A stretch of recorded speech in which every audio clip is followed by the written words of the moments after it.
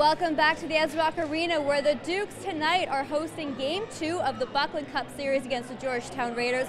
On Friday on the road, the Dukes pulled off a 4-3 overtime win, thanks in part to Mitchell Mendonca. Tonight should be a pretty good matchup. I'm Lindsay Herron. I'll be joined by Mason Snell tonight in this game, who's got some pretty exciting news thanks to the NHL Central Scouting Draft. But first, let's take it upstairs to our commentators, David Foote and Jason Parks.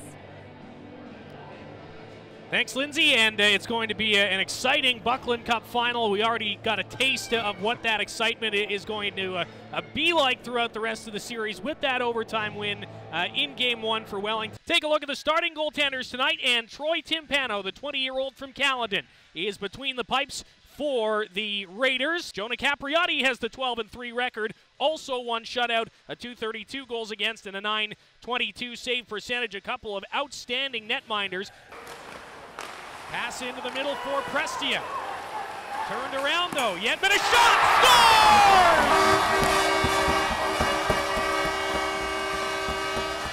Bryce Yetman capitalizes on the turnover, and he stays red hot. Loves playing in this building, and he'll open up the scoring with his 8th of the playoffs. Well, if you want to beat an OHL goalie or goalie with OHL experience, maybe find yourself an OHL shooter, and there's Bryce Yetman using number 7, Andrew Kortson David, as a screen, and I think he tickled the post on this one as well, and it's 1-0 Dukes very easily. Of course, there was that Martin shot that banked off the post, so really you want to talk about luck. Here come the Dukes. It is Martin again, sends it across, they shoot and score! Martin feeds it this time, and Teddy McGee makes no mistake. 24 seconds into the second, and the Dukes have a 2-0 lead. Wellington Dukes tickling the iron a couple of times in the first period, and then Teddy McGee goes bar on the middle bar, I believe. Definitely caught some iron of some kind. I think he caught the center bar. And passed Timpano on a nice 2-on-1. Yep, right in off the middle bar. Timpano a little late getting over, but it was a 2-on-1 rush.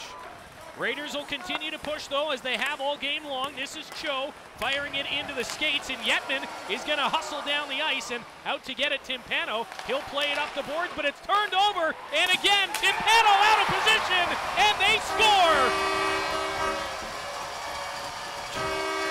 Georgetown Raiders having all kinds of trouble here, right now. Bryce Yetman has another 2-goal game as Wellington jump back out to a 3-0 lead for the second time in the series.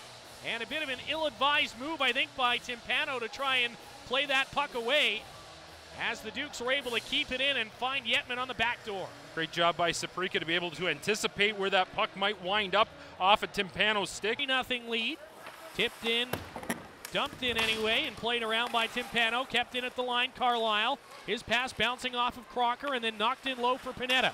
Nice move in tight by Panetta, skating to the near side corner.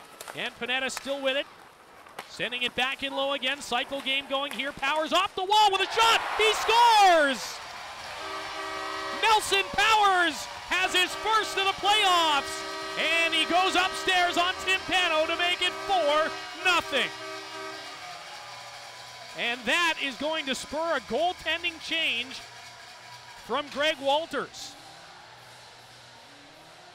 Nelson Powers off the cycle play along the near side wall. And it's the rookie out of the Quinte Red Devils who picks the top corner glove side. First career playoff goal for Nelson Powers, and you can see the boys, they know it's a big goal for this young man. Tied up nicely by Dubowski as they move away. Powers back to the point with it. Ewens working his way in. Here comes a hard shot. They score! Declan Carlisle caps off an excellent defensive night with an offensive rocket. He'll make it 5-0 with his 5th of the playoffs. Well, really not much else for Wellington to do if Georgetown Raiders are going to keep taking penalties. Wellington Dukes are going to put their foot on the gas pedal here in the Buckland Cup, and that was delivered perfectly by Ewens in the wheelhouse, and Carlisle blasts it through Nathan Torchia. That's 5-0. Declan Carlisle had all day to wind up. Smith chasing, good hit by him. And the Dukes get it up the right wing side. Arcan with a little speed, and his shot off a stick and stays in play. Bouncing side of the net, comes right out in front, and they score! And for the second time in the Buckland Cup playoffs, Bryce Yetman has a hat trick. Well, a little bit quiet in game one, but I guess you can call off the search party for Bryce Yetman. He's back and loves playing hockey here at the Wellington Dukes Dome. And there we see a hat just flipped onto the ice.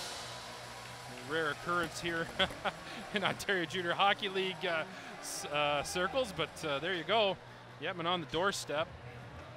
And Nathan Torcha just couldn't corral that one. Made the initial stop there, but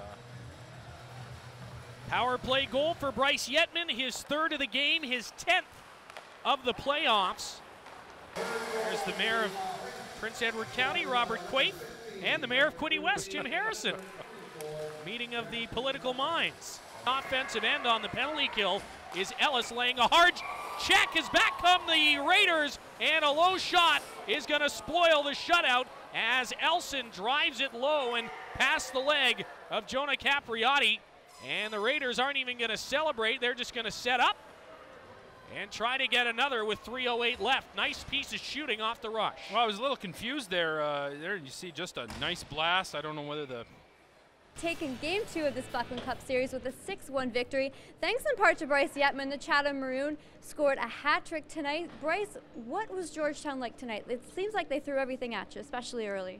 Yeah, for sure. We kind of weathered the storm in the first period. We found they kind of were all over us then, and we got one late there to take us into the intermission. So we came out in the second with all we got and played our game. And